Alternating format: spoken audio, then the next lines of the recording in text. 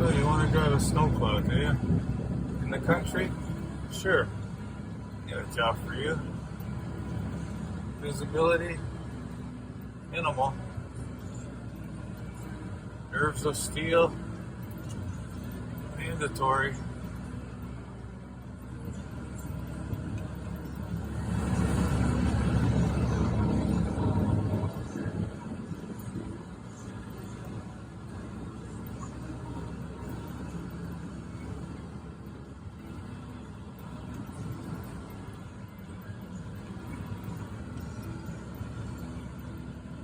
Good if you had x-ray vision, because this is the view out of your mirror, out of your window to your mirror.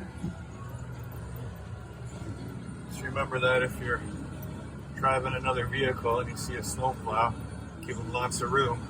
You wonder why they tell you to do that.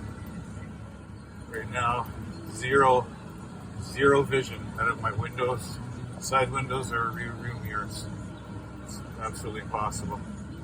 Every time you hit a drift, the snow comes up over the cab of the truck. It just sticks to the side windows, no matter what settings you have it on. You can't put the windows down, obviously.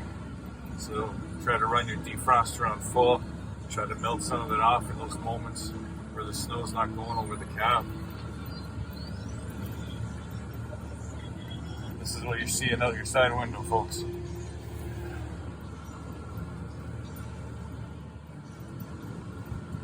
Imagine 8 to 12, 16, 24 hours of doing this straight. Now, that's what we've been facing the last few days.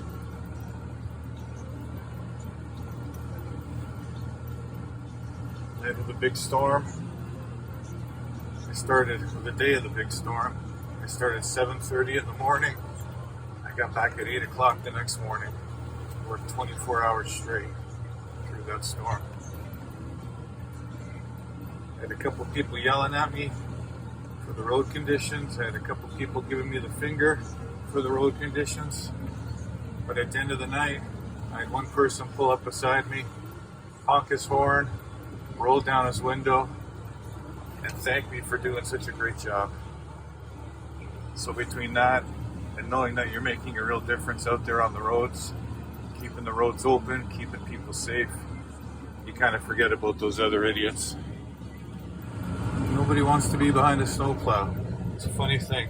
Everybody wants to get beside you, in front of you. They want to get around you. But when you think about it, oh, that's a big one. Wow. Okay. When you think about it, really, behind a snowplow is the safest place to be. I'm opening up the roads for you. You don't have to drive through this if you just stay behind me. Just give me some room to work. Be reasonable about your expectation. Maybe leave 10, 15 minutes earlier when the conditions are like this and forego the trip to Tim Hortons for the coffee.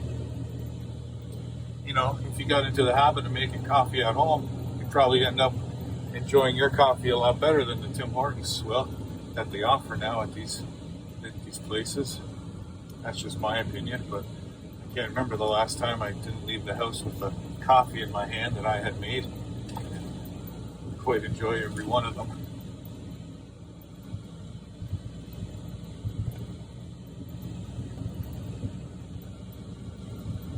It's okay. We'll just keep doing what we do so that you can keep doing what you do. It's the rest of the windshield. Side window.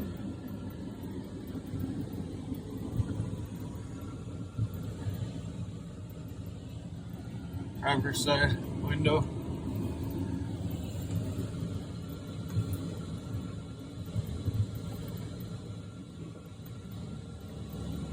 No sense putting down salt in these conditions. It's not on the road long enough to do anything.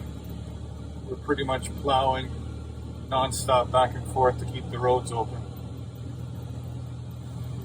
Where the wind is taking the snow across the road, if you make the road wet with salt, it's just going to start to stick and make the problem worse. So the job today is basically just to keep the road passable until the wind dies down that happens, then we'll kind of secondarily start doing a cleanup, getting some salt down.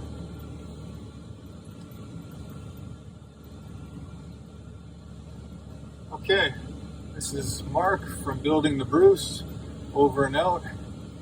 In case you ever wonder what we do in the winter time when I'm not working on my business as a welder fabricator or not up north at the property, this is how I spend some time in this plow truck. Long shifts, hard conditions, but that's the job. That's what you sign up for. Okay, folks. Hope you have a great day. Stay safe out there. Bye now.